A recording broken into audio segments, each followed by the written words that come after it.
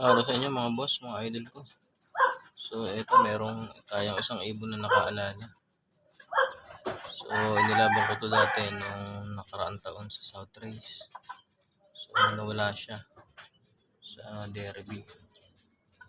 Nakauwi na siya ngayon. Ito mga idol.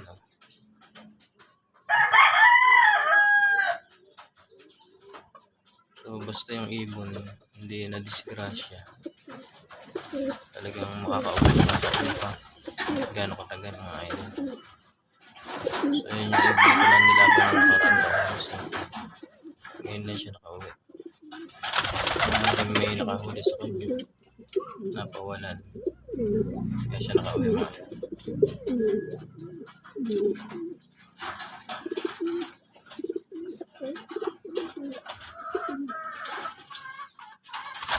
Ito mga idol, meron tayong YB dito.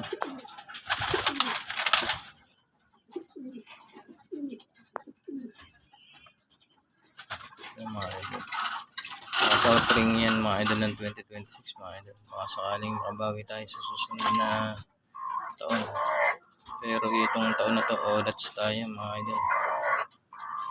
Balogan lang ang inabot ng ibon natin, hindi na rin nakauwi.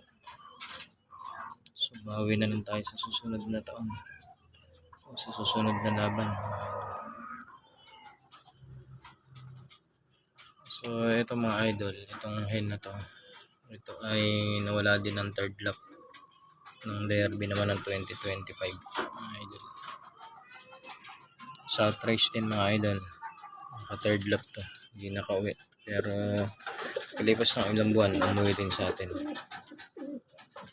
So yun nga, basta yung ibon hindi nalambat, nahuli, napawalan nung nakahuli, uwi at uwi sa atin mga idol.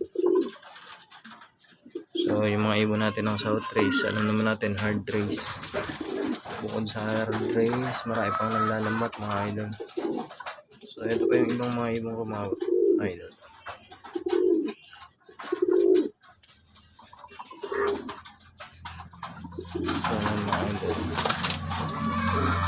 So itong ibon na to mga idol, ito yung ibon na nabili na sa akin.